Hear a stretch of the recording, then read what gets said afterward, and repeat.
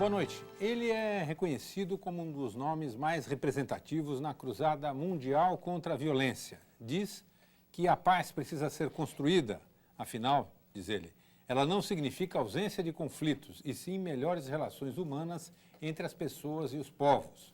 O Roda Viva entrevista esta noite o argentino Adolfo Pérez Esquivel, Prêmio Nobel da Paz em 1980, por sua atuação na área de direitos humanos.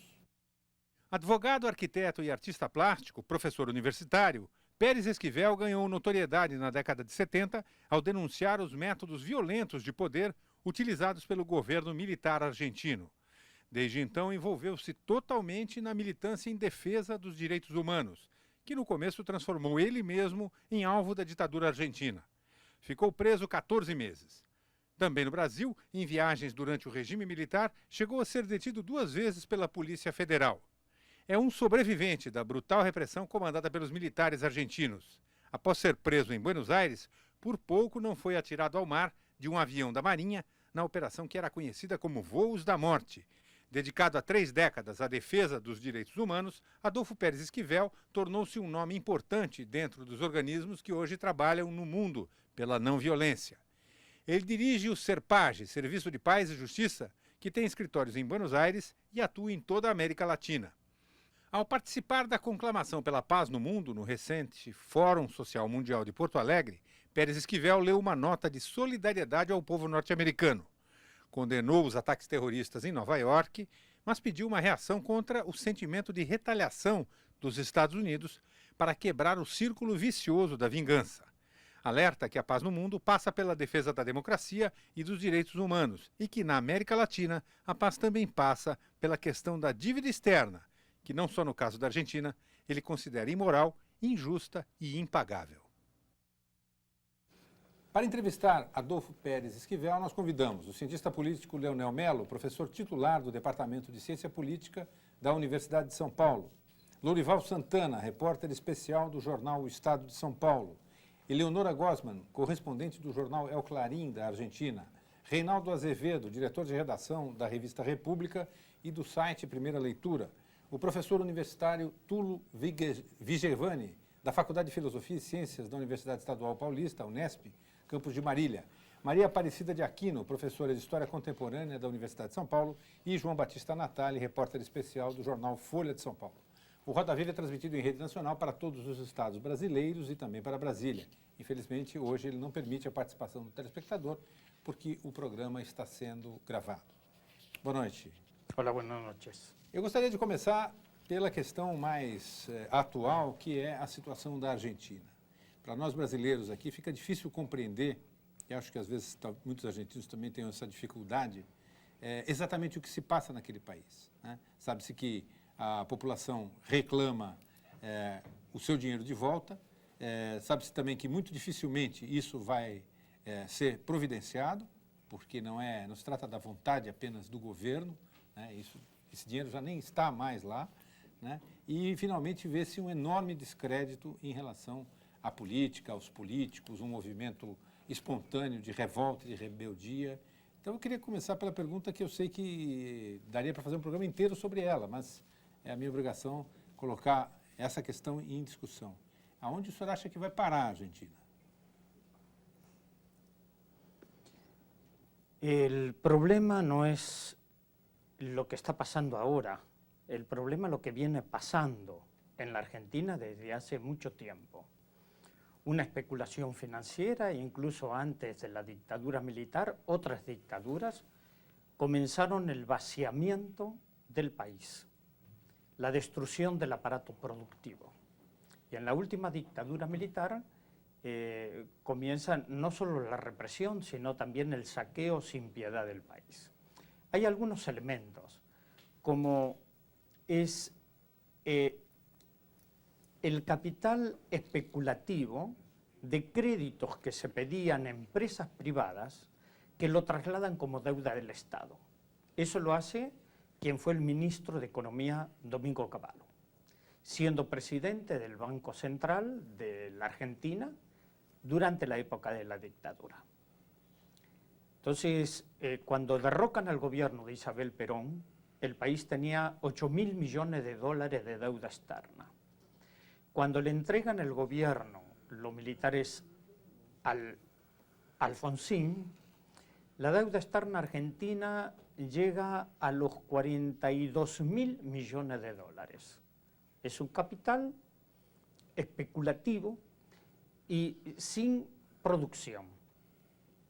Entonces se ha destruido la mediana y pequeña empresa. Esto se va acentuando con los gobiernos constitucionales, porque hay una fuerte presión del Fondo Monetario Internacional y el Banco Mundial que aplica la política de ajuste, capitalización y privatizaciones. Esto hace crisis, porque cada día las imposiciones son mayores, como también del gobierno de los Estados Unidos, para el otorgamiento de los créditos del Fondo Monetario Internacional. Un achique del Estado permanente. Se ha bajado los presupuestos de responsabilidad del Estado que son ineludibles, como salud, educación, un alto índice de desempleo, ya estamos llegando casi al 25% de desempleo. Entonces, en un momento determinado, hay un saqueo de todos los recursos del país. Y esto no se puede hacer si no se lo hubiesen permitido. Y aquí viene el descrédito de las dirigencias políticas, porque nadie se mete en la casa de uno sin que lo autoricen a hacerlo, salvo que sean ladrones, que entren por la ventana o entren por los techos. Entonces, hay un vaciamiento.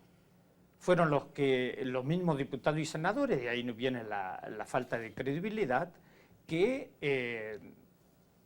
votan las políticas de ajuste, los superpoderes al ministro de Economía.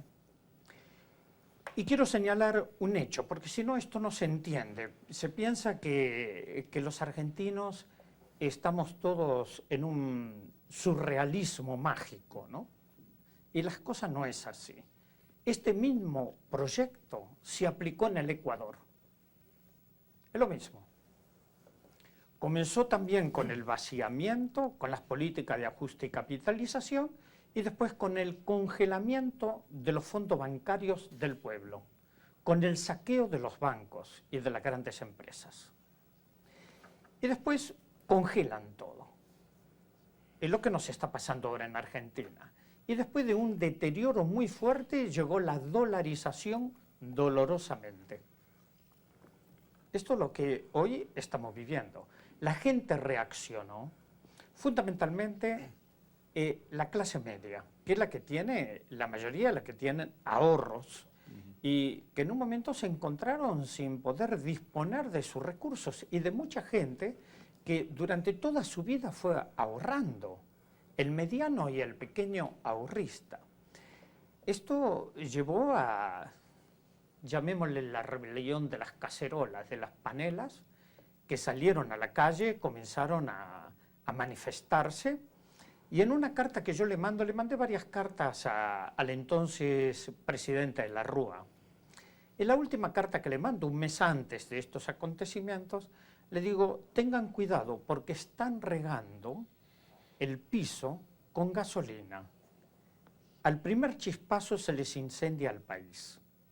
Ahora, esto no lo digo simplemente como un hecho profético. Nosotros ya lo veíamos recorriendo el país, lo que fueron los piqueteros del norte de la República, en Salta, gente que en las transnacionales habían echado a los trabajadores, como Repsol, YPF, lo que había pasado con todas las industrias. Y vino esto. Actualmente estamos en una seria crisis. Eu queria saber sua opinião sobre uma questão. A Argentina parece viver daqueles momentos extraordinários em que o engano assume dimensões coletivas também. Quer dizer, não é só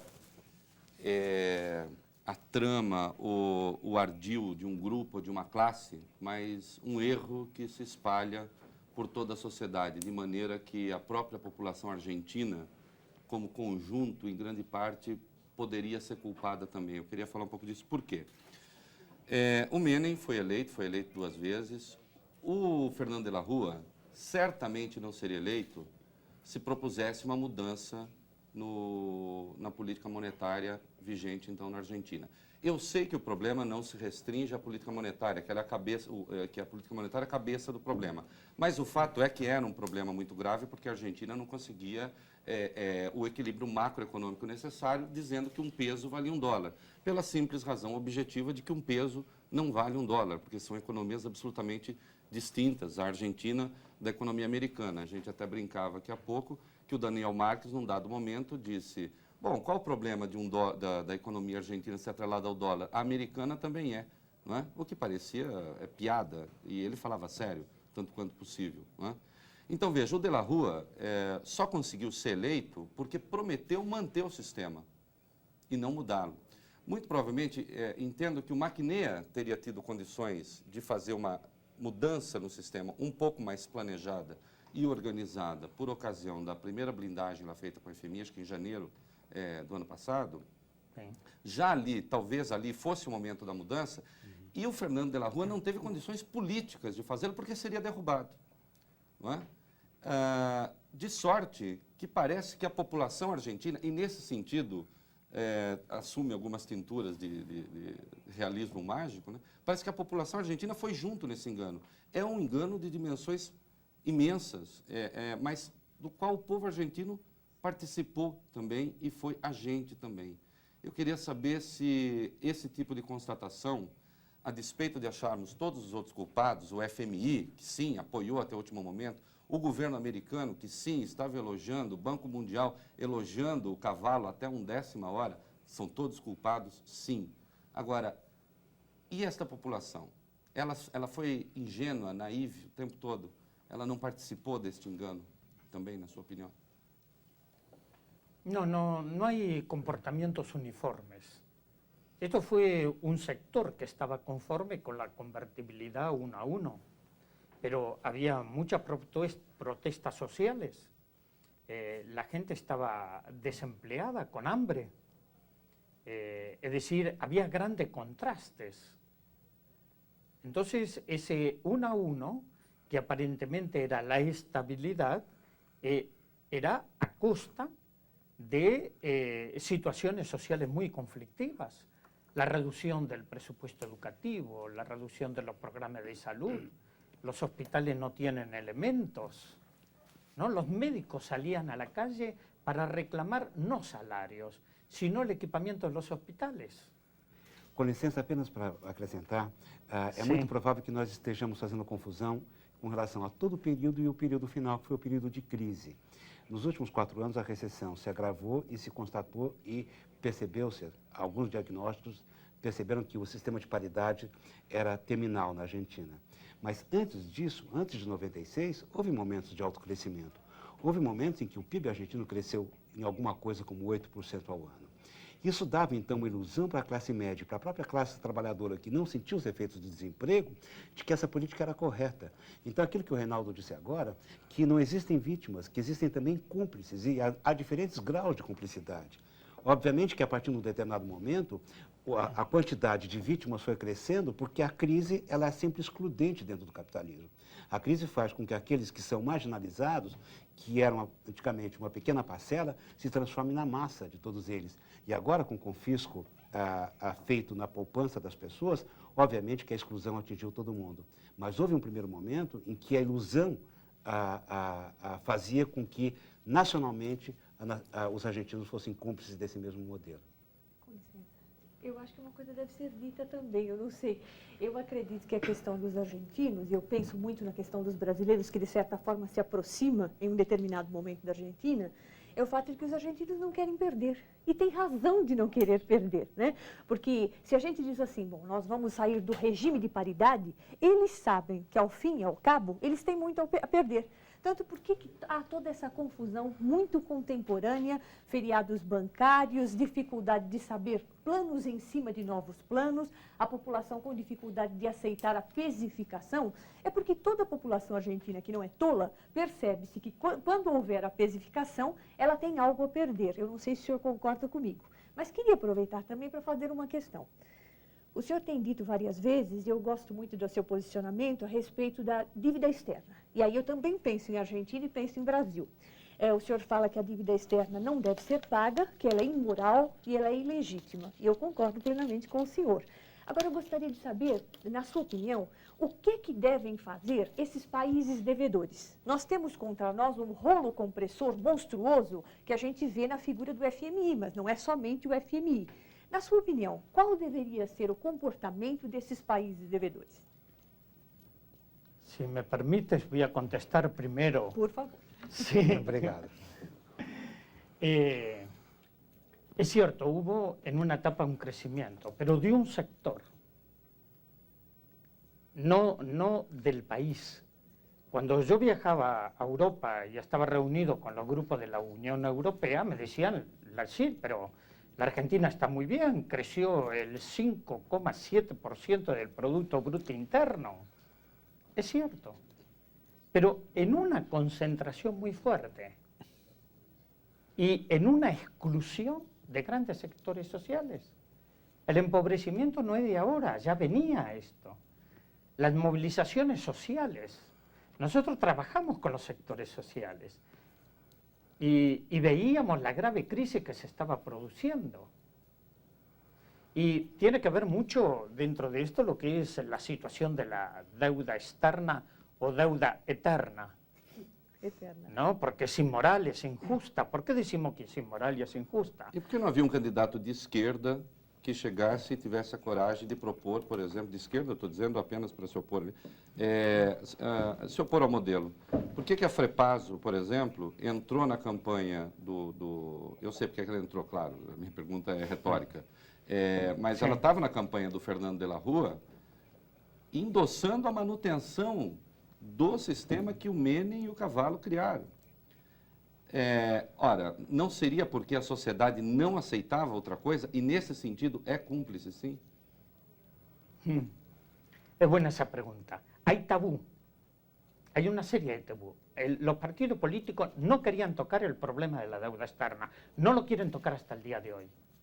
Nosotros hace 20 años que venimos trabajando sobre eso, a través del diálogo 2000, de propuestas, de alternativas, incluso los sindicatos no quieren tocar el problema de la deuda externa. Recién ahora están reaccionando. Esquivel, Ahora, vem cá. si me permite, le termino de contestar a la compañera, porque si no la dejo sin respuesta. ¿Sí? El caso de la deuda externa, ¿por qué decimos que es inmoral, es injusta? Primero porque era deuda privada que Cavallo, antes de entregar el gobierno a los civiles, los militares, traspasa esa deuda privada, que era un capital financiero, en la especulación como deuda del Estado. La traspasa al pueblo, la deuda. Primero, hay un juicio sobre esto que duró 18 años, iniciado por el doctor Alejandro Olmos, que murió antes de la sentencia del juez. Así que estamos en un serio problema, ¿no? Entonces, el juez Ballesteros, después de dictar la sentencia, pero no pudo meter a nadie preso, manda todo ese informe a la Cámara de Diputados y le dice, señores, investiguen, porque hay una gran ilegitimidad y un gran daño hecho al país. ¿Qué hicieron los diputados y los senadores? ¿Por qué la falta de credibilidad? Lo escondieron. Hace 2 años. Hasta el día de hoy no lo han investigado.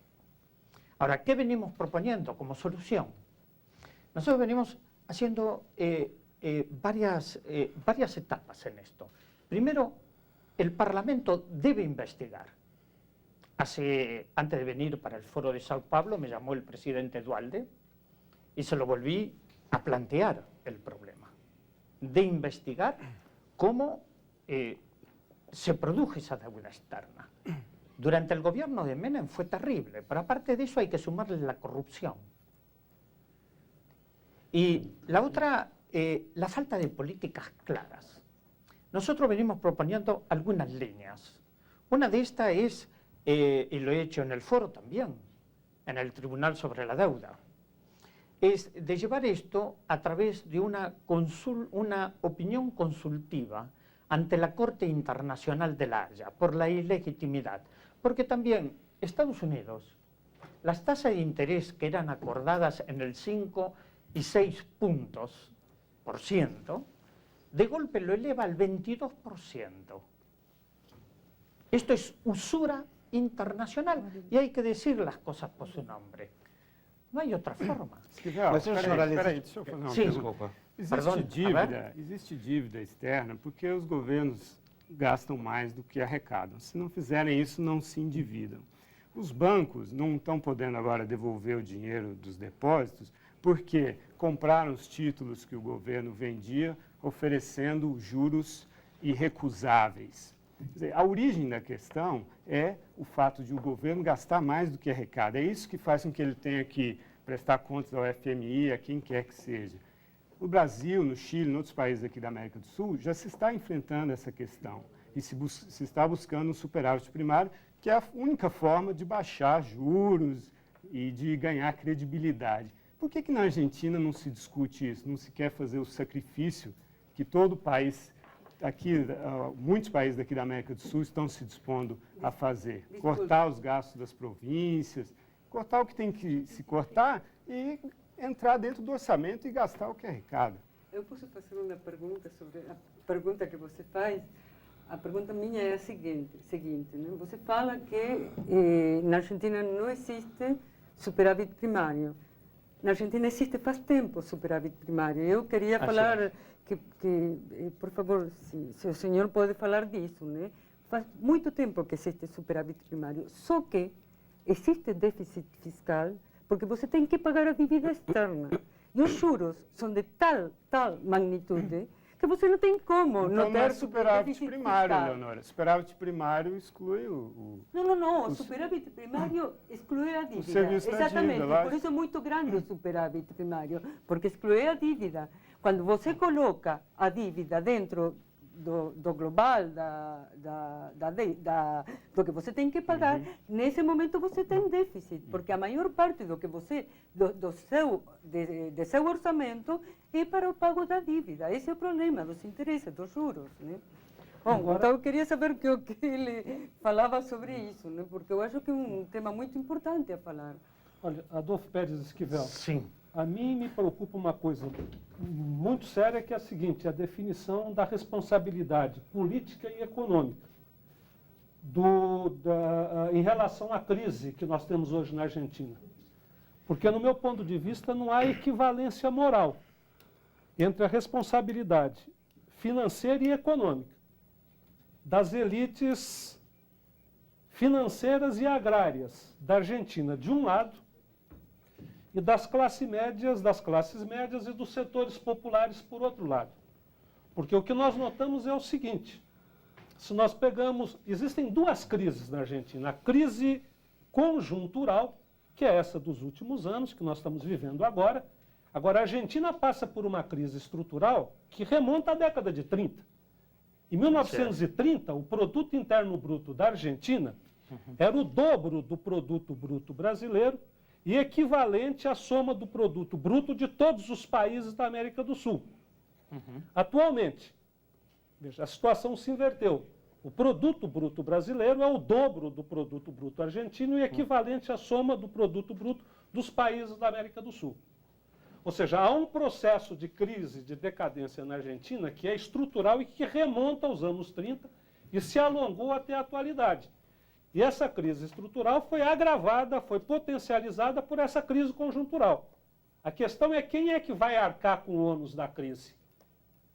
Quer dizer, nós vamos continuar a presenciar essa política de socialização das perdas, de socialização dos prejuízos, ou seja, preserva-se os interesses das oligarquias agrárias e das elites financeiras e se distribui o prejuízo para as classes médias e para as camadas populares. Quer dizer, ao fim e ao cabo, já não está na hora de mudar esse modelo? Quer dizer, como o senhor vê isso aí? Concuerdo con el diagnóstico. Me parece importante. Nosotros estamos pagando los intereses de la deuda externa, que son altísimos, que llega al 54% del Producto Bruto Interno. Y eso es tremendo. Ningún país puede sostener esa sangría permanente de recursos y no quedan recursos para el desarrollo del pueblo. Han quebrado muchísimas empresas. Rosario, que era un polo de desarrollo, las fábricas están abandonadas. No hay capacidad productiva. Muchas empresas se están yendo de la Argentina y vienen a Brasil. Entonces, el deterioro es grande. Es cómo llegar a revertir esta situación. Es cierto que la Argentina tuvo superávit, pero todo esto se fue en el pago de los intereses de la deuda externa, más la corrupción interna, ¿no? Y también en la falta de políticas en el interior del país, esto que señalabas es cierto también. Las provincias son feudos medievales, con señores feudales que son los que manejan la situación de la provincia. No hay una política de desarrollo orgánico del país. Esto también es cierto. No tenemos que buscar únicamente las culpas fuera, hay que buscar las responsabilidades dentro del país. Porque Menem, en una forma totalmente irracional, privatizó todo, menos 3 cosas. El perro, el gato y el loro. Senhor Esquivel, Privatizó todo. Eu queria só um minutinho. Nós vamos fazer um rápido intervalo e a gente volta daqui a instantes.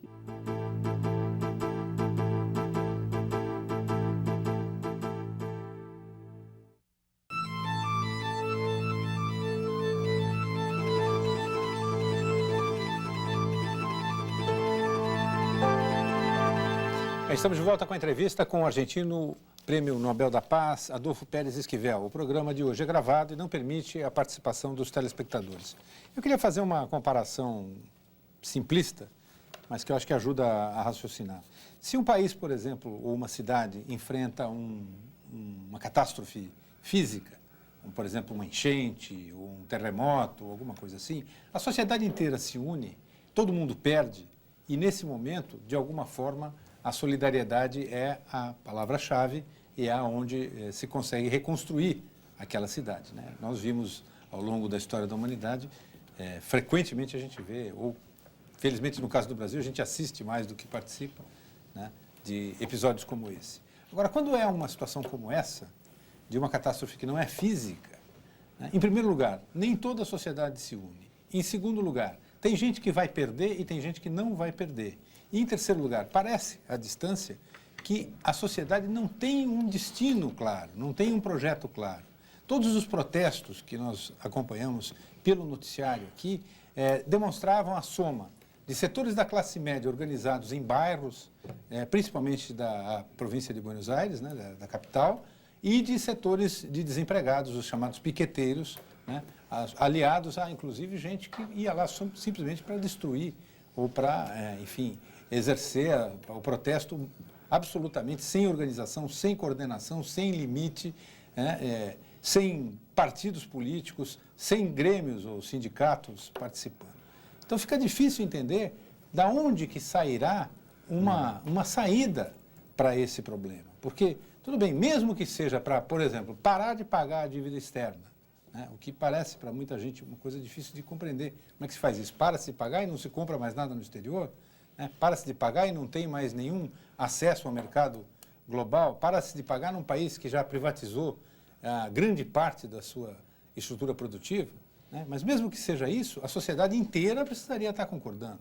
Mais do que isso, a Argentina tem hoje na presidência da República o segundo colocado nas eleições. Isso depois de ter tido o terceiro colocado como o grande chefe da economia, que era o Domingos Favalli. Quer dizer, é difícil compreender, para quem não vive lá e não tenha a noção da realidade, qual é a saída para esse problema. Tal vez los medios de comunicación no reflejan la realidad argentina. En Argentina hay mucha organización social y muy buena, en todo el país. Pero hay que darle la dimensión política, de gobernabilidad, de organización política. Pero organización en Argentina hay muchísima y muy buena, con una gran potencialidad en todos los campos. Esto es uno de de los ejes que no se muestra. Y de lo que estábamos hablando antes, me acordaba de Oscar Wilde, ¿no? Que dice, y es lo que está pasando en Argentina con este modelo, que a todo le ponen precio y valor a nada. Precio y valor no es lo mismo. Entonces, lo que se está es un proceso de recuperación de los valores, de la ética, de la responsabilidad política y social. Esto no está ausente en el pueblo. Tal vez está ausente en muchas dirigencias políticas, y de aquí viene el descreimiento, como de la Corte Suprema de Justicia, que hemos ido a golpear, ¿no? Los panelazos, las cacerolas, por la grave situación, porque esto no se genera solo. Estos son procesos que vienen de deterioro y que el pueblo, tal vez en este momento tuvo repercusión internacional, porque se produjo en Buenos Aires. Pero esto se viene produciendo desde hace mucho tiempo en el interior del país y no sale en los medios de comunicación. Entonces, hay organizaciones, hay una gran potencialidad en el pueblo argentino para poder articular propuestas, pero hay que ver cómo eso se traduce en propuestas alternativas políticas, de cómo se va a construir. Claro que hubo saqueo, gente que fue a provocar la violencia, pero esto no fue la voluntad del pueblo. Creo que muchas veces se confunde y se dice, el pueblo salió a ejercer la violencia. No es cierto esto. Yo estuve en la Plaza de Mayo, que tuvimos que hacer un esfuerzo muy grande para contener a la policía. Esto ha dejado 34 muertos. No son más muertes sobre las muertes que tenemos en Argentina. Entonces, lo que estamos haciendo es ver cómo podemos reconstruir el tejido social. Pero es cierto que se ha terminado una forma de hacer política. Y tenemos que comenzar a pensar. Esto no es fácil. Esto no se puede construir grupos para un acto electoral. Es una construcción social. Lo que sí es bueno es que el pueblo dejó de ser espectador y se asumió como protagonista de su propia vida y constructor de su propia historia. Exercendo o legítimo direito de resistência dos povos oprimidos, entende, contra as autoridades tirânicas. Sí, pero también con todo el sistema. Es un sistema realmente opresor. Mas havia uma tirania na Argentina, professor? Sí, lo hubo. Não era Ahora hay governo- una tiranía económica. Não era um governo eleito democraticamente? Está questionando a democracia. Cuidado con eso. La democracia, no. Al contrario, nosotros defendemos la democracia. Pero cuidado, democracia no significa poner el voto en una urna y decir que vivimos en democracia. Eso es mentira. Democracia significa derecho e igualdad para todo, participación del pueblo. Que no se nos mueran 100 niños por día de hambre. Que todos tengan derecho a la salud y a la educación. ¿De qué democracia estamos hablando? ¿Es simplemente ir y poner el voto en una urna? Esto no es cierto. O senhor não teme que ¿Cuántos países votan y dicen que vivimos en democracia? Mas não é perigoso mexer com isso, né? Quer dizer, não houve um vácuo de poder na Argentina, não foi um perigo isso para a Argentina também? Isso não o preocupou naquele instante? Creo que tenemos que fortalecer la democracia, pero una democracia participativa. Yo soy un defensor de la democracia, pero para mí la democracia va unida profundamente a la vigencia de los derechos humanos. Exceção feita a turma de Menem, hoje está todo mundo apoiando o Dualde. Todos os partidos, praticamente, que contam. Exceção feita ao grupo de Menem, que encontra repercussão, inclusive, na Suprema Corte da Argentina. Eu acho que o nome não é bem... Sim, Corte Suprema. Corte Suprema. Da Argentina. Porque a lei permite que os presidentes ali, de algum modo, manipulem a Corte Suprema. Exceção feita esse grupo, todos estão apoiando o Dualde, compareceram um ato para endossar as medidas do presidente, que agora mede forças com a justiça. Não obstante, o povo, o movimento dos vizinhos, enfim, os vários grupos que estão protestando, parece que não aceitam a solução que o presidente apresenta. Eu realmente tenho dúvidas, eu não tenho nenhuma convicção. Se isto representa um certo frescor democrático, ou como disse o professor, o direito de resistência contra a tirania, embora me pareça duvidoso que houvesse uma tirania na Argentina, ou se isso não representa a falência da democracia representativa e estamos realmente diante do pior dos mundos. Quer dizer, sobra o quê? Todos tenemos y estamos dispuestos a apoyar a Dualde. O senhor, inclusive, apoia o Dualde. Sí, sí. Yo también. O senhor Cuando não me llamó considera, Dualde, o senhor não yo... considera um membro da tirania que está No, no, yo lo considero un miembro de un partido político que ha llevado a esta grave situación. Y que en un momento determinado Só um pouquinho. asume Leonel, una por responsabilidad. favor. Sí, ¿puedo Perdón. hacer una pregunta para, Sí, para el señor? que asume una responsabilidad institucional frente al vacío de poder. Uma pergunta sobre isso. Sim. A primeira questão que eu faço, né? Quando você tem o povo lá em Buenos Aires, frente à Casa Rosada, né? Que é a Casa de Governo, as pessoas, o que gritam? As pessoas gritam, fora todo mundo, incluso Dualde, né? Por quê? Quem legitimou a Dualde? Não foi acaso a mesma Assembleia, o mesmo Congresso Claro. que legitimou? E quem legitimou esse Congresso? Esse Congresso corrupto? Esse Congresso corrupto legitimou Dualde? Não estou entendendo. Claro, hay muchas dificultades en esto, ¿no? Por eso digo que la Argentina es un país surrealista, pasamos 5 presidentes. Tendríamos que estar en el libro de Guinness. Como uno de los fenómenos, en una semana, 5 presidentes en la República. Ahora, el problema es que bueno, esta Dualde, ¿qué se hace? Tenemos que tratar de apoyar, pero que tenga claridad política, que pueda tener la gobernabilidad del país para no llevarlo al caos. Entonces, nosotros estamos dispuestos a apoyar al O gobierno. senhor reconhece que não há saída fora do Dualde hoje. Dualde hoje é a saída democrática, é isso que o senhor está dizendo? No, yo creo que hay que sostener las instituciones democráticas y fortalecerlas. E que ele é o caminho para isso hoje. No, claro, está, o tenemos una salida democrática o tenemos una salida fascista. Esta es la alternativa. Nosotros apostamos a una salida democrática, Esquivel, Só um con minutinho. todas sus dificultades, porque son muchísimas, y con toda la fuerte presión que tiene el gobierno de Dualde, del gobierno de los Estados Unidos y del Fondo Monetario Internacional, y de las empresas transnacionales que quieren seguir privilegiando el 1 a 1 para tener las ganancias en dólar. Senhor Esquivel, nós falamos tanto de democracia que eu queria dar a palavra para o Tulo, que não conseguiu falar Sim. aqui ainda no programa. Por favor. Eu queria retomar um pouco o discurso de longo prazo, porque eu acho que é mais produtivo para entendermos a situação atual.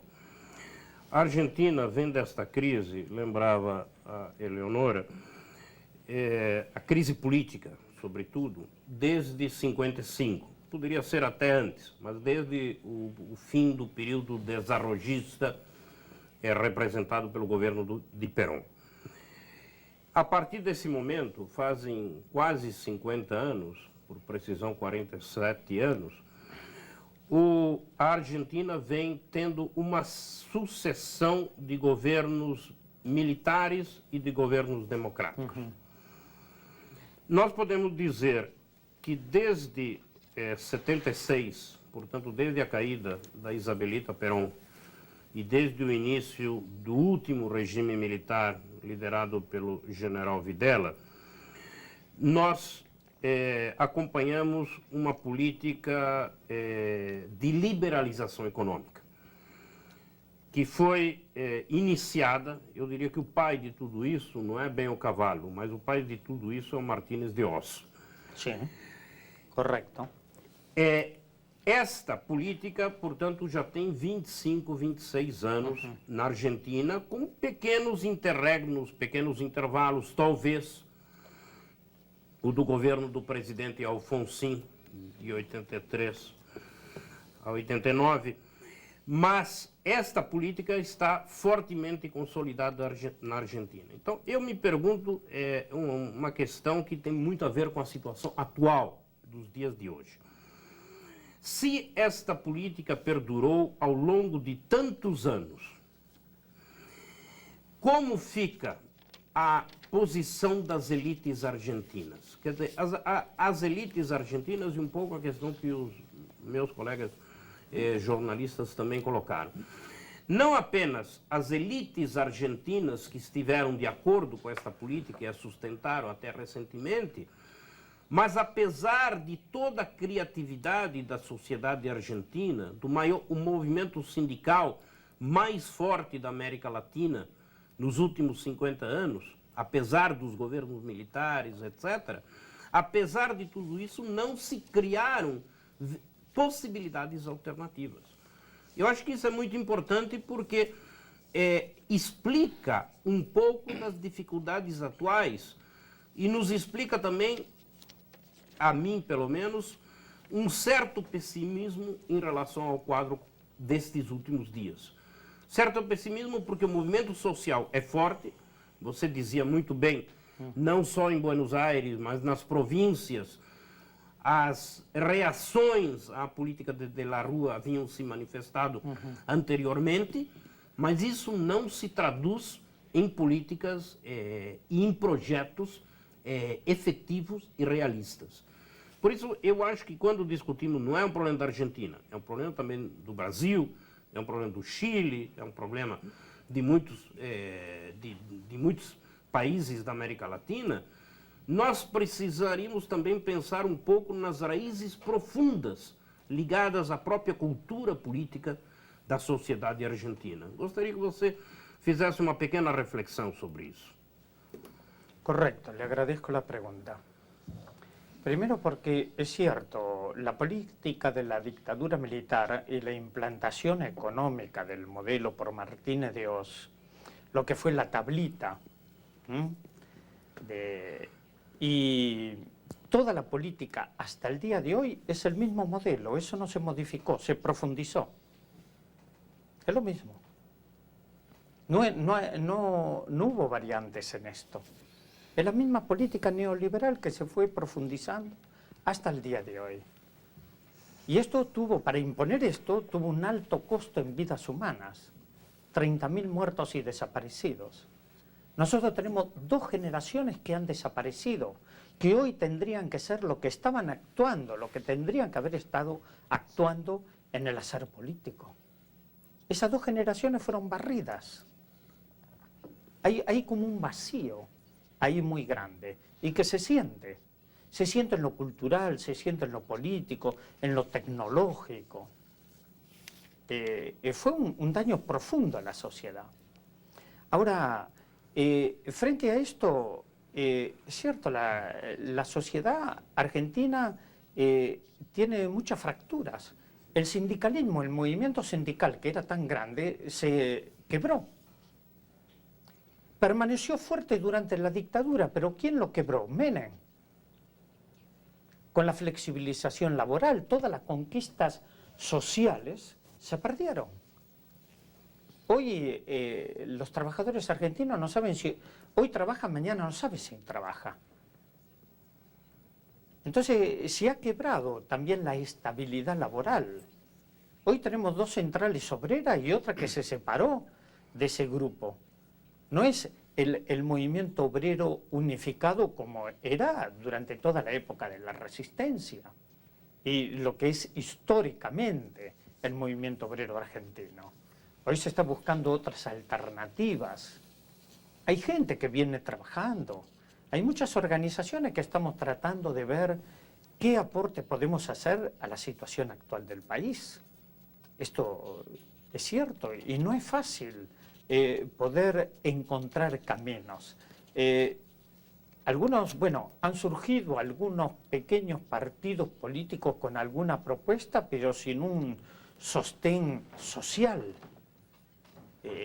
Tal vez mediáticos, el fracaso de la alianza, por ejemplo, del frepaso con el radicalismo. ¿no? Donde se habían puesto muchísimas esperanzas y fracasaron. Entonces creo que la construcción de nuevos espacios en el hacer político, en nuevos conceptos de desarrollo, de comenzar a pensar en un desarrollo integral del país. La Argentina ha retrocedido muchísimos años. Brasil avanzó, la Argentina retrocedió. Entonces, en este momento los desafíos son enormes. Ver qué espacios podemos construir. Leonel. Sim. Professor, se num regime democrático o poder legítimo é aquele que advém do consentimento dos governados, nós não podemos considerar o poder, veja, transferido ao presidente Eduardo Duhalde como um poder legítimo. É um poder que lhe foi dado não pelos cidadãos, não pelos eleitores, mas que foi conferido a ele pelo Congresso. Así es. Sim, como um presidente interino que deve governar nos próximos anos, tendo em vista tomar medidas, elaborar pacotes que possam colocar essa crise sobre um certo controle. Agora, falta legitimidade a esse poder, veja, para tomar as medidas drásticas, desenvolver uma política econômica social que possa conduzir a Argentina a um porto seguro. O que nós corremos o risco é de que esse movimento popular da Argentina possa vir a se transformar numa journée des dupes, numa jornada dos tolos. E mais uma vez ele vai ser manipulado pelas elites agrárias e financeiras e o conjunto da sociedade, os setores subalternos, as classes médias e as camadas populares, ao fim e ao cabo, vão pagar a conta de um banquete do qual eles não participaram. Ou seja, mais uma vez a saída será pela socialização das perdas e pela socialização dos prejuízos. Essa é a minha preocupação.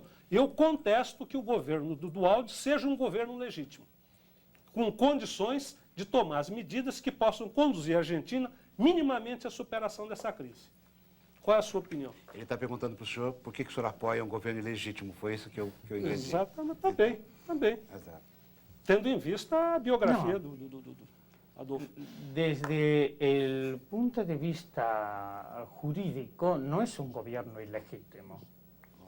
Es un gobierno que lo ha designado el Parlamento frente a la acefalía de poder, a la renuncia del otro presidente que duró horas, apenas un día, no sé si llegó a las 24 horas.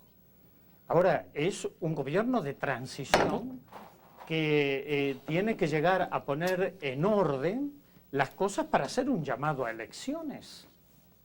Es un gobierno de transición y el mismo Duhalde lo dice, de que él es a la semejanza de Adolfo Suárez en España, de poder hacer un trabajo de ordenamiento para el llamado a elecciones. Ahora, lógicamente que en esto no son las situaciones ideales, son las situaciones posibles. Es muy difícil en este momento, porque si Duhalde no está, se llega a otra crisis de caos. Tendrían que llamar, ¿está el país en condiciones? Esto se ha discutido muchísimo. Si está el país en condiciones en este momento de hacer un llamado a elecciones. Eu concordo plenamente com o senhor, eu só gostaria apenas de dizer o seguinte, é muito provável que hoje em dia nós estejamos tendo erroneamente uma visão homogênea da Argentina e dos prejuízos sociais que ela vai sofrer ou que já está sofrendo de uma maneira bastante aguda. O que eu acho é que existe uma divisão muito nítida entre aqueles que foram para a Praça de Maio, não para pedir a investigação da dívida externa, que teria sido talvez o desejo que o senhor tem, não para pedir a moratória da dívida, que talvez fosse um dos desejos recônditos que o senhor tem, mas que queriam receber $1 por cada peso que havia sido depositado. Ou seja, eram as pessoas que tinham sido feitas de tolo pelo modelo econômico. Enquanto uma outra parcela dessa oligarquia, que é algo que na Argentina foi historicamente muito forte, muito estável, talvez mais forte, mais estável do que no Brasil, já havia repatriado o seu dinheiro e já havia depositado no exterior algo que hoje é calculado em 114 bilhões de dólares. 114 bilhões de dólares que estão depositados no exterior, que são propriedades de cidadãos e de empresas argentinas. esses cidadãos e essas empresas não têm nada a temer com o confisco efetuado de divisas pelos bancos, com as medidas econômicas, com os pacotes, com os desempregos e assim por diante. Essas pessoas se colocaram ao abrigo antes que a crise estourasse. Essas pessoas especularam contra a maioria dos argentinos. Ahora esto se está investigando. Hay 2 jueces en este momento que están investigando cómo sacaron el dinero. Hay una investigación también en el Banco Central, porque ¿quién les avisó que iban a poner el corralito? Siempre el pueblo es el que paga las consecuencias. Mas isso vem de longo prazo, isso vem de há muito tempo, isso vem de pessoas Claro que que viene hace tiempo, pero en la última semana salieron 26 millones de dólares. Certo. Entonces, en esto hay una gran especulación. Desculpe, Sí. anteontem, desculpe, né? Hoje apareceu a notícia nos jornais, e anteontem ontem nos jornais argentinos, o Banco Central capturou todas as divisas que tinham nos bancos. Na verdade, essas divisas que tinham nos bancos, esses bilhetes, os dólares, eram das pessoas, as pessoas que tinham colocado esse dinheiro. Isso não é um confisco muito grave? Não é fazer um confisco terrível, um roubo para a população argentina, que tinha feito seus ahorros, depositado seus dólares nos bancos, e agora o Estado se apropria desse dinheiro e não passa nada, né? E esse é Dualde que faz. A quem que está beneficiando Dualde? Essa pergunta, quem que ganha, quem que perde com tudo isso, né? Estoy de acuerdo, yo quiero aclarar una cosa. Yo apoyo al gobierno en todas aquellas cosas que veamos que beneficia al pueblo, no que lo perjudica al pueblo. No podemos apoyar cosas que perjudican al pueblo. No podemos apoyar las políticas que hoy está llevando un gobierno que se ilegitima en sí mismo con la acción que comete. Esto de apropiarse es un saqueo. La otra cosa es el caso de los bancos. Los bancos son responsables también de los recursos del pueblo, que uno fue con una condición de que el banco le da garantías. El banco no da ninguna garantía. Pero esto ya pasó en el Ecuador, por eso comencé hoy tratando de explicar el problema, que es el mismo método que se aplicó en el Ecuador. Então, o senhor está falando que a Argentina vai para a dolarização, vai para aquilo que ninguém quer. Y yo creo que eso puede pasar, ¿sí? Con Y por eso Dualde. Estoy con Dualde. Y por eso estoy dando la voz de alerta sobre esto. Como tampoco hay cosas muy serias de poner condiciones para otorgar los créditos. Ustedes saben que Estados Unidos está planteando el ALCA para toda América Latina, como la remilitarización del continente. Y la única forma, en las hipótesis de conflicto, y que nosotros tenemos, que fue durante el gobierno de la Rúa, que fue elevado al Parlamento, se dice con mucha claridad cuáles son las hipótesis de conflicto de los ejércitos. El enemigo es el pueblo, lo mismo que la doctrina de la seguridad nacional.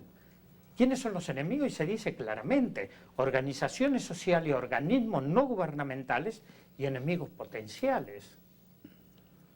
Entonces, cuando uno ve esto, tiene que tener mucho cuidado de los movimientos que se van a dar en el país, porque se está criminalizando la pobreza, las protestas sociales. Las cárceles están llenas de... y es una de las cosas que hemos hablado con Dualde y que se lo hemos planteado, como también cómo se va a hacer frente a esta grave situación del corralito financiero. ¿Cuál es la responsabilidad de los bancos y del Estado? Es decir, no le damos hoy decimos, apoyamos más que al gobierno a una continuidad constitucional, democrática, porque no queremos que se quiebre la continuidad democrática del país. Senhor Esquivel, Este es el problema. nós vamos fazer mais um rápido intervalo e o Roda Viva volta daqui a instantes. Até já.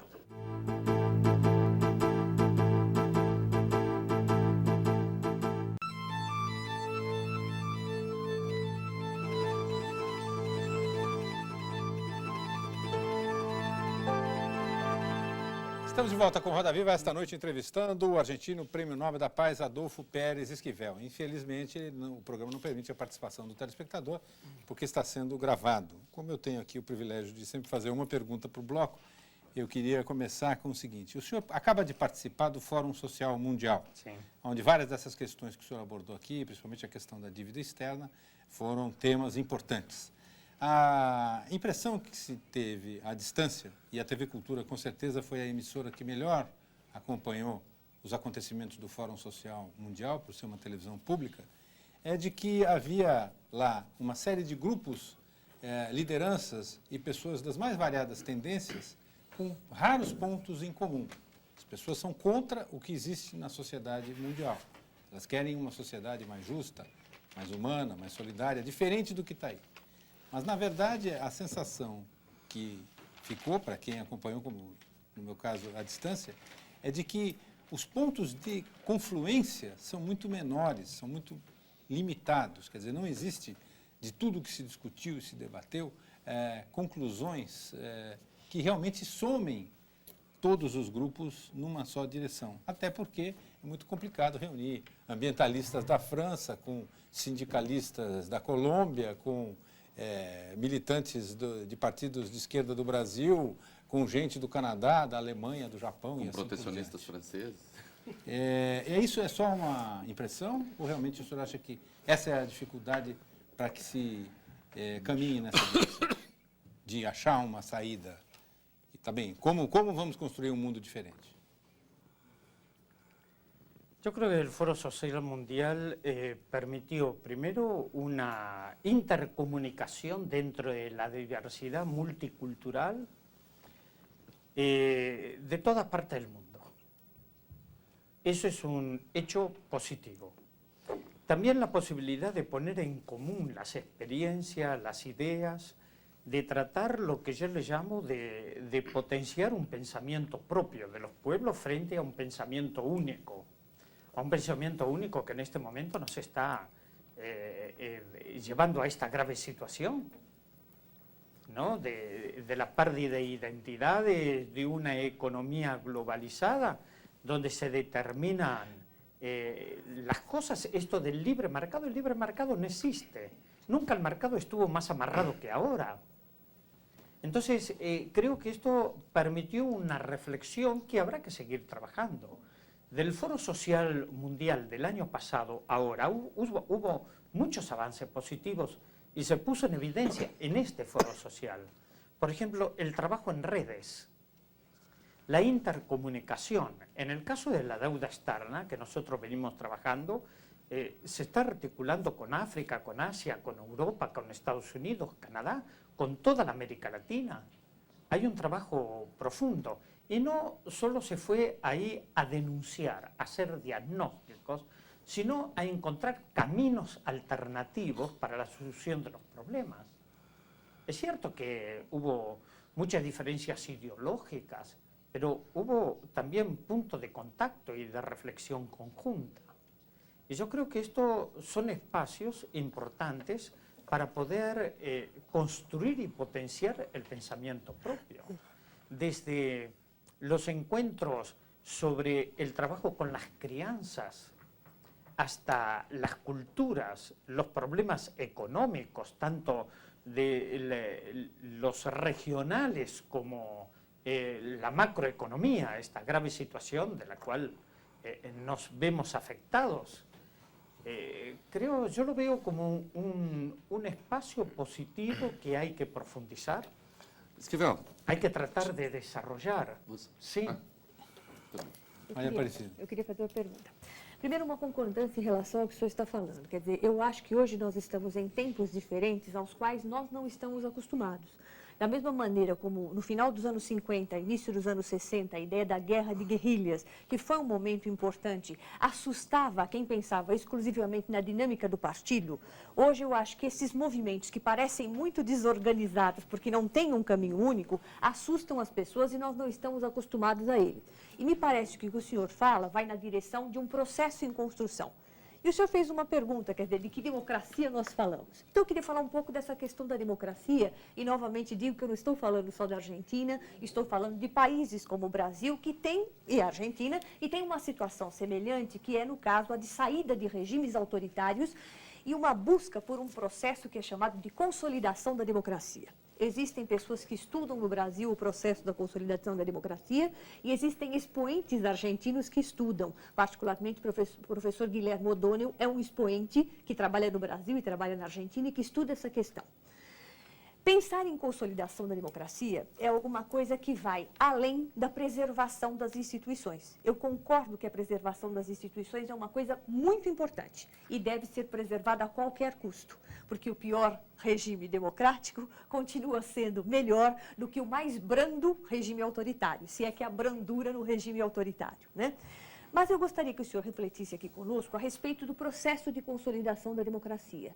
Pensando-se que um elemento que diz respeito à consolidação da democracia dentro do povo é aquele que, quando o povo diz e expressa que a democracia para ele é o melhor regime do que o regime autoritário e não fica com saudades dos velhos tempos, eu era feliz e não sabia, no tempo do autoritarismo, porque ele está desesperançado com os rumos da democracia, como é que o senhor acha que vão países em relação ao processo de consolidação da democracia, países como o Brasil e como a Argentina, uma vez que ambos países passaram por uma tentativa de consolidação e nessa tentativa de consolidação acabaram por levar a uma desesperança do povo?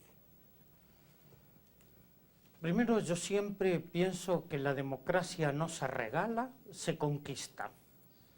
Y es una construcción permanente de relaciones sociales, humanas, de entendimiento. No vemos una democracia que se regale y que todo está bien porque se vota. No es cierto. Son espacios a construir, con todas las dificultades. No terminamos con el autoritarismo. Hay otro tipo de autoritarismo y que se dice que es la democracia.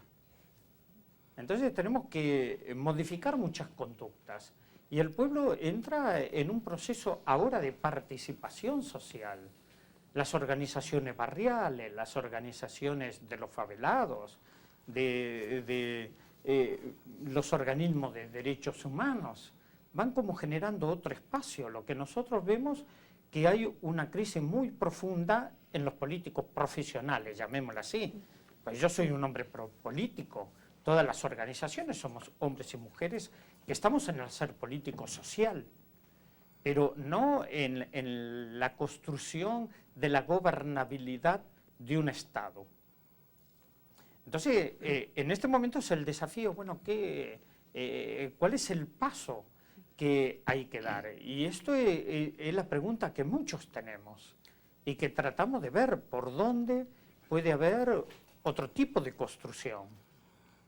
Pero esto ya lo venimos haciendo, no es que a partir de la crisis, porque nos damos cuenta de lo que está pasando, no solo en Argentina, en América Latina. Tulo. Esquivel, você falou do Fórum Social Mundial realizado em Porto Alegre. E falou da solidariedade dos povos. Eu gostaria de fazer uma pergunta que talvez fuja um pouco ao tema até aqui debatido, mas que entendo muito importante.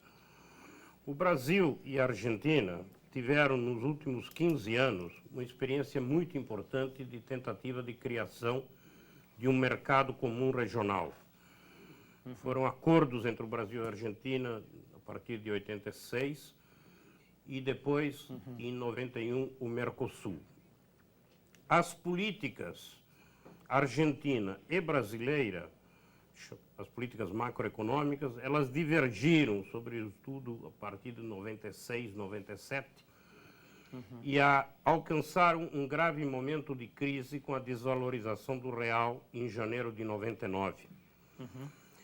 A impressão que deu para a opinião pública brasileira e para as elites brasileiras, os partidos políticos, todos eles, e para o governo, é de que havia um certo fortalecimento na Argentina, na opinião pública, não só nos lobbies empresariais interessados, mas em certos setores da opinião pública, dificuldades em relação à continuidade do processo de integração com o Brasil. Eu pergunto, do ponto de vista da sociedade, que é o tema desta Roda Viva, do ponto de vista da sociedade, como é que você vê a questão? Porque aí nós transformamos o discurso da unificação dos povos em realidades políticas e em políticas de Estado. E eu acho que essa é uma questão muito importante. E mesmo no Brasil, confesso, as elites têm sérias dúvidas sobre a continuidade do processo. Mas ele seria muito importante para os dois povos. Como é que você vê isso do ponto de vista da sociedade e do povo na Argentina? En primer lugar, tengo que decir cuál es nuestra posición, ¿no? Como organización y también personal. Apoyamos la integración regional. Es la única forma que podemos avanzar juntos. Es sumamente importante la creación del Mercosur. Pero el Mercosur tiene también dificultades que tiene que superar. Es cierto de que hubo muchas dificultades, fundamentalmente Domingo Cavallo habló muchas veces de terminar con el Mercosur y tener una alianza con Estados Unidos para el ALCA, ¿no? Para la regionalización con los Estados Unidos, pensando de que esto podría facilitar la economía. Y bueno, Domingo Cavallo está encuadrado dentro de esos parámetros. La otra cosa que yo veo dentro del Mercosur son varias dificultades. Una que en un momento determinado se entró a competir Argentina con Brasil en la cuestión de los productos y también en lo que se dañaron mutuamente en muchos aspectos. En lugar de entrar en un proceso de cooperación, entraron en un proceso de competencia. Y la otra cosa que quiero señalar sobre el Mercosur es que el Mercosur es la integración de grandes corporaciones.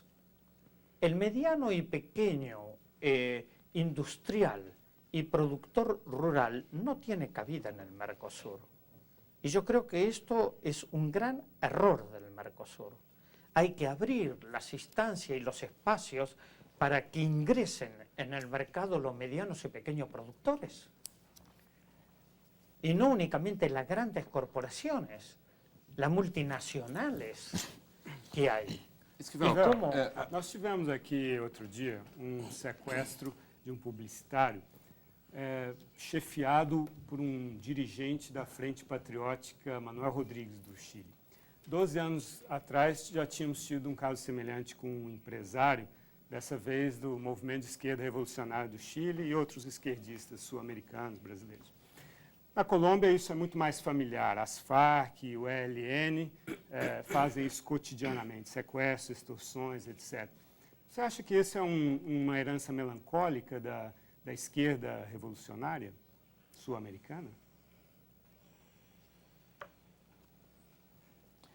Ayer hablé en una de las palestras sobre las izquierdas, ¿no? Y les recordaba una frase de Marx, que Marx antes de morir decía: yo no soy marxista.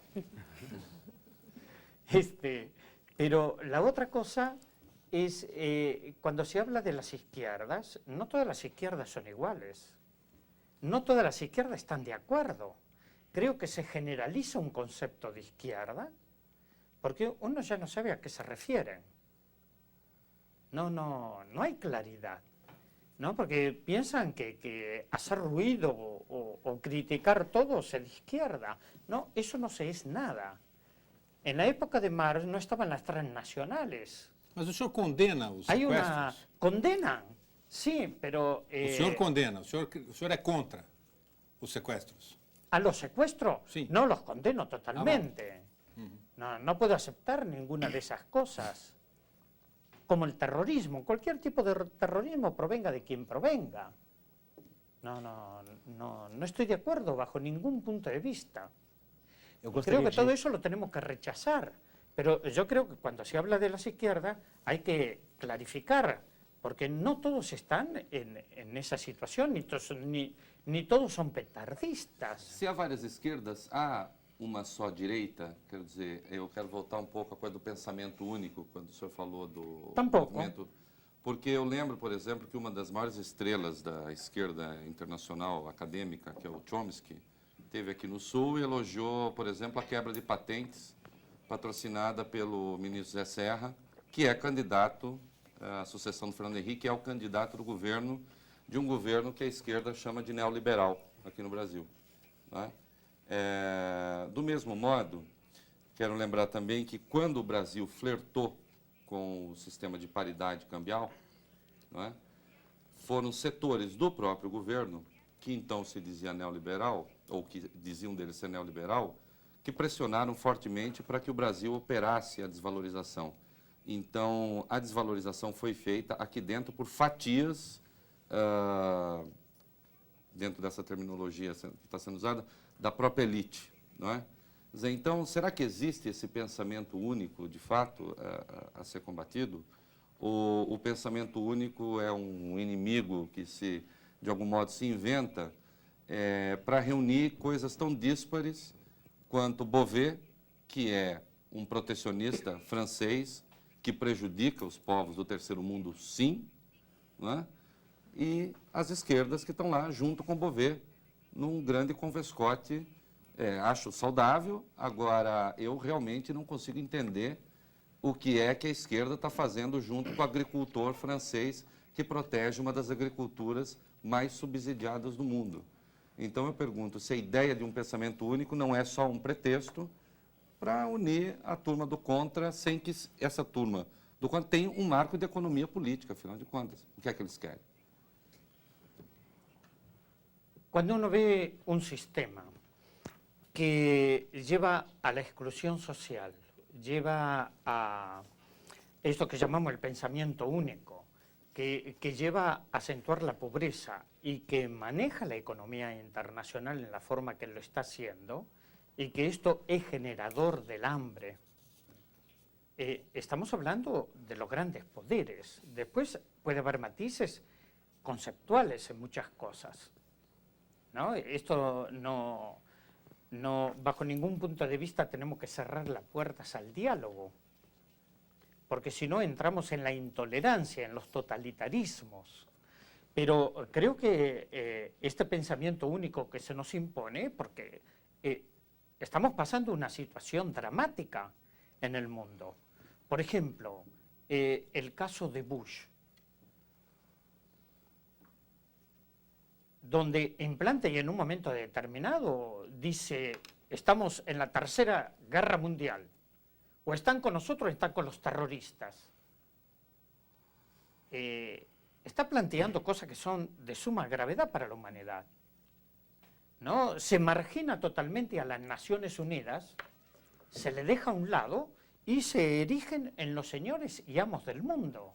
Yo he estado en las Naciones Unidas con otros premios Nobel cuando fue el atentado a las Torres Gemelas y marchamos con muchos ciudadanos norteamericanos por las calles, más de 15.000 norteamericanos. Marchamos para decirle no a la guerra y llegamos a las Naciones Unidas y nos encontramos con el presidente del Consejo de Seguridad, con el presidente de la Asamblea General y el secretario general Kofi Annan, que ahora es Premio Nobel de la Paz también. Nos encontramos prácticamente neutralizados. Entonces, ¿qué es esto? ¿Cómo le llamamos a esto? ¿Qué se nos impone? La política del Fondo Monetario Internacional que se nos impone. Y no se aprueba el proyecto nacional, sino pasa antes por la supervisión del Fondo Monetario Internacional y del Banco Mundial. Entonces, ¿qué están haciendo? Eso es el pensamiento único. Y eso nosotros lo rechazamos categóricamente. Por favor, eu gostaria de fazer uma ressalva. Eu tenho a impressão que quando se fala em pensamento único no Brasil, desculpa lhe trazer uma referência na medida em que o senhor não é brasileiro, pensa-se sempre numa espécie de uma grande conspiração que veio de fora, que houve uma reunião secreta de banqueiros com industriais, representantes multinacionais, mais o George Soros e assim por diante. Obviamente que nós não estamos falando disso, nós somos pessoas com concepções um pouquinho mais sofisticadas. O que eu queria dizer é o seguinte, que existe uma lógica única. Essa lógica única, hoje em dia, dentro do mundo financeiro internacional, ela diz, por exemplo, que quem empresta deve pagar com um juro que é estipulado por uma série de fatores, e entre esses fatores está o peso do país que está emprestando esse dinheiro. Ou seja, então, é uma lógica que é única. E, diante dessa lógica que é única, existe, a meu ver, uma espécie de um romantismo que consiste em fazer com que a ação política está cada vez mais fragmentada.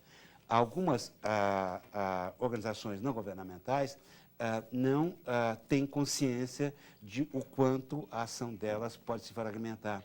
Algumas entidades de defesa dos direitos humanos, na medida em que elas não estão organizadas dentro do Estado, ou não estão organizadas segundo o modelo de partido político, elas também não estão sabendo o quanto elas estão propiciando uma correlação de forças cada vez mais desfavorável entre, de um lado, essa lógica e, de outro lado, o movimento social que, contrariamente ao que se pensa, nunca teve tão fraco como agora. Ele é capaz, digamos, de grandes cerimônias de confraternização consigo mesmo. Porto Alegre foi isso. Porto Alegre teve palavras muito bonitas. Porto Alegre foi sede, talvez, da generosidade. Mas acontece que, em termos de eficiência política, Porto Alegre foi a sede da fragmentação, diante de uma lógica que é unitária. É um combate desigual. Eu queria cumprimentá-lo pelo seu romantismo, mas queria cumprimentá-lo como um perdedor. No, yo no estoy de acuerdo con lo que señala, porque nosotros hasta ahora estamos hablando de economía, ¿no?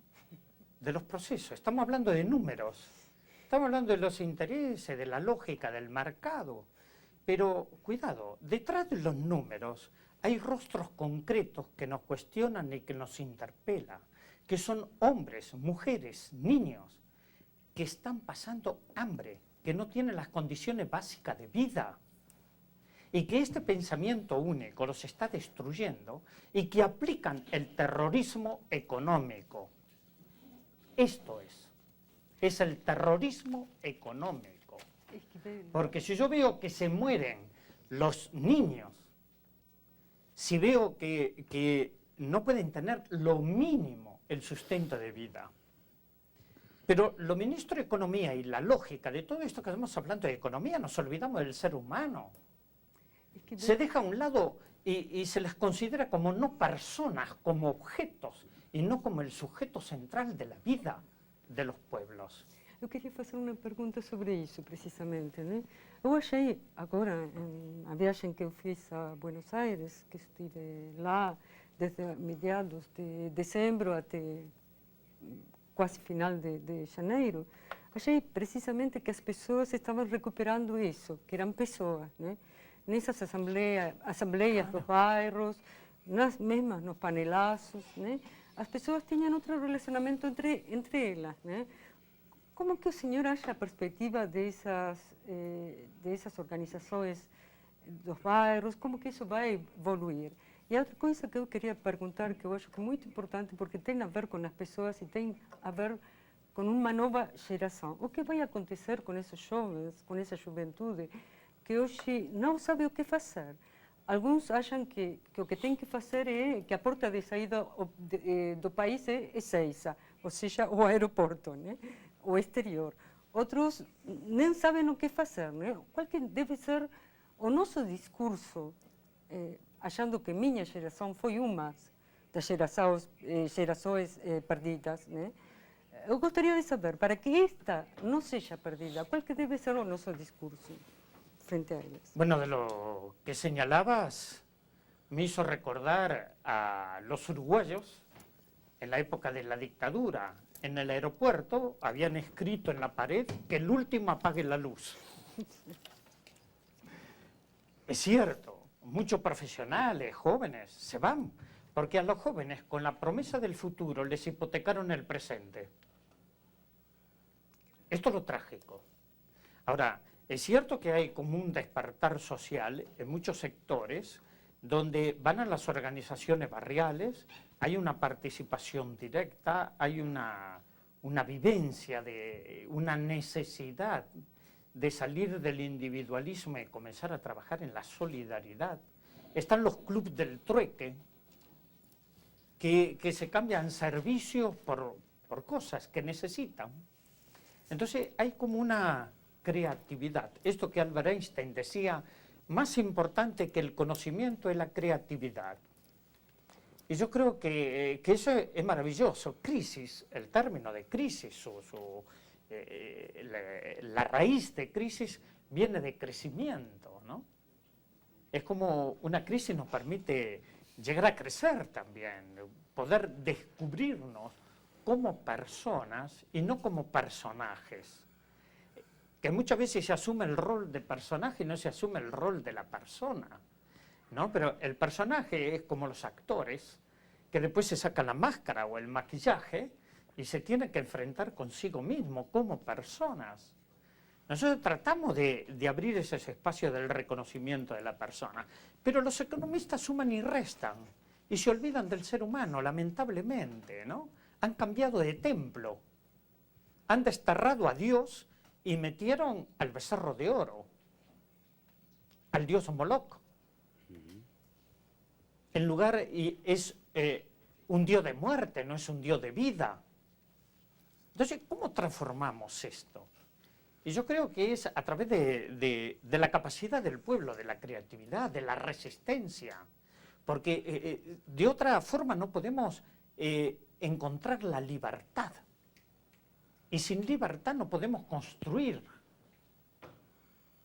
Sin libertad no tenemos la capacidad de amar.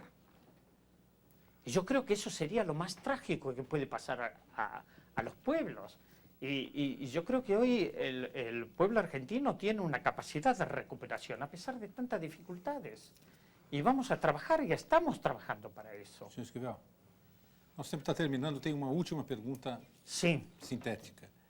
O senhor recebeu o Prêmio Nobel da Paz há 21 anos, quase 22 anos. Sim, que viejo que sou, já, Queria saber se nesses 20 anos ou 21 anos a situação dos direitos humanos no planeta melhorou ou piorou?